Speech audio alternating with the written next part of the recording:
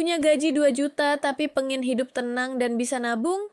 Kedengarannya mustahil ya, tapi sebenarnya ada cara simpel yang bisa bikin itu jadi kenyataan. Tanpa stres, tanpa drama. Aku pernah baca dan lihat langsung banyak orang yang berhasil, dan aku mau cerita gimana trik-triknya supaya kamu juga bisa coba. Bayangin, kamu baru aja terima gaji 2 juta rupiah di awal bulan. Semangatnya, wah, pasti besar. Tapi biasanya 10 hari kemudian, saldo di dompet udah mulai menipis.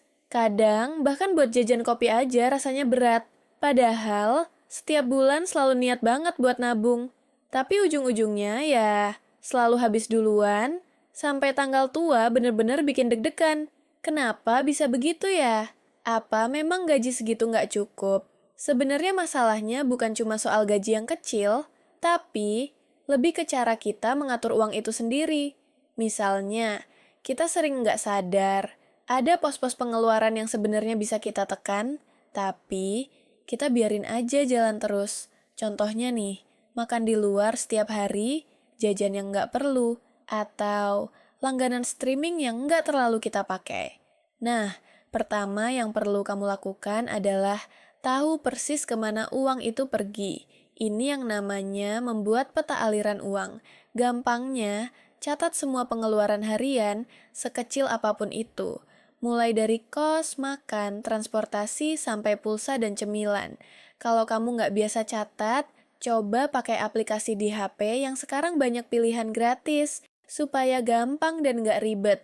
Kenapa harus dicatat? Karena dari situ kamu bakal sadar, ternyata selama ini ada pengeluaran yang nggak penting tapi terus jalan.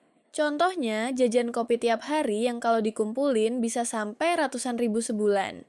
Dengan data ini, kamu bisa mulai menekan pengeluaran yang nggak perlu dan atur uang dengan lebih bijak.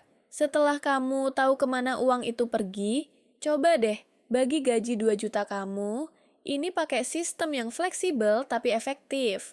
Aku suka pakai sistem 20/40/40. Maksudnya, 20% buat tabungan, sisanya dibagi 2 buat kebutuhan pokok dan hiburan. Jadi, dari 2 juta, kamu sisihkan dulu 400.000 buat tabungan. Jangan ditawar-tawar ya, tabungan harus diprioritaskan.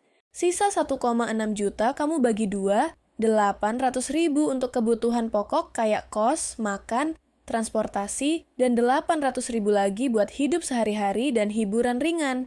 Kalau ternyata kos di tempat kamu mahal atau makan tiap hari masih sulit ditekan, kamu bisa coba cari cara kreatif. Misalnya masak sendiri daripada makan di luar, atau pindah ke kontrakan yang lebih murah. Nah, supaya nggak gampang tergoda menggesek tabungan, pisahkan uang kamu dalam beberapa rekening. Misalnya, rekening khusus untuk kos dan tagihan, rekening lain buat makan dan transportasi, rekening hiburan, dan satu lagi khusus tabungan dan investasi. Dengan cara ini, kamu nggak bakal tergoda buat memakai uang tabungan. Belanja juga harus pintar. Daripada bolak-balik minimarket yang harganya relatif mahal, pilih satu hari dalam sebulan untuk belanja kebutuhan pokok di pasar tradisional atau grosir. Harga di sana biasanya lebih murah 10-15% dibanding supermarket. Jangan lupa manfaatkan promo di aplikasi belanja online untuk barang tahan lama seperti sabun dan shampoo. Masak massal juga bisa bantu banget untuk menghemat biaya makan. Masak sekali untuk 3 hari atau lebih, dan simpan di kulkas. Dari situ, kamu bisa memangkas pengeluaran makan dari sekitar Rp15.000 per porsi jadi sekitar Rp7.000-Rp8.000. Studi dari Kompas tahun lalu bilang, keluarga muda yang rajin masak massal bisa hemat sampai Rp500.000 per bulan. Selain itu, supaya tabungan kamu konsisten, manfaatkan fitur auto debit yang ada di aplikasi perbankan. Setiap tanggal gajian, otomatis Rp400.000 pindah ke rekening tabungan.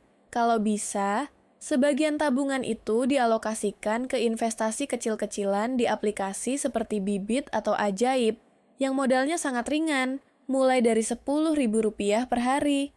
Micro-investing ini sudah terbukti membantu banyak orang menumbuhkan dana tanpa harus terasa berat. Selain mengatur gaji dengan disiplin, cari juga penghasilan tambahan supaya kondisi keuangan makin stabil. Banyak kok peluang yang bisa dicoba tanpa modal besar. Misalnya jasa titip, freelance online, atau jualan digital kecil-kecilan. Kalau kamu bisa dapat tambahan Rp50.000 per hari dari side hustle, itu artinya dalam sebulan kamu punya ekstra 1,5 juta rupiah. Kombinasi penghasilan utama dan tambahan ini akan sangat membantu mempercepat proses menabung dan investasi. Intinya, mindset bahwa gaji pas-pasan nggak mungkin nabung itu harus diubah. Yang utama adalah disiplin dan perencanaan. Setelah kamu bisa melihat saldo tabungan terus bertambah, percaya deh, motivasi kamu juga akan makin besar untuk terus jaga kebiasaan ini. Jadi, kalau aku boleh simpulkan, langkah-langkah yang perlu kamu lakukan supaya gaji 2 juta bisa cukup dan kamu tetap bisa menabung itu sederhana. Pertama, catat semua pengeluaran supaya kamu tahu kemana uang kamu pergi. Kedua, pakai sistem pembagian gaji 20% buat tabungan, 40% kebutuhan pokok, dan 40% buat hidup dan hiburan. Ketiga, pisahkan uang di beberapa rekening supaya tabungan nggak tercampur dengan pengeluaran lain. Keempat, belanja pintar dengan sekali dalam sebulan dan manfaatkan promo. Kelima, masak massal supaya biaya makan lebih murah. Terakhir, otomatisasikan tabungan dan mulai investasi kecil-kecilan. Jangan lupa juga cari penghasilan tambahan untuk memperkuat finansial kamu. Kalau kamu konsisten dengan cara ini, dalam setahun kamu bisa punya tabungan dan investasi minimal sekitar 5-7 juta rupiah dari gaji 2 juta. Bukti nyata bahwa gaji pas-pasan bukan halangan buat punya keuangan sehat. Kalau kamu merasa video ini bermanfaat, jangan lupa klik like, subscribe, dan nyalakan notifikasi supaya nggak ketinggalan video tips keuangan berikutnya. Share juga pengalaman kamu di kolom komentar. Aku ingin tahu trik hemat kamu. Sampai jumpa di video berikutnya. Dan ingat, hidup hemat itu bukan berarti susah, tapi soal pintar mengatur dan nikmati prosesnya.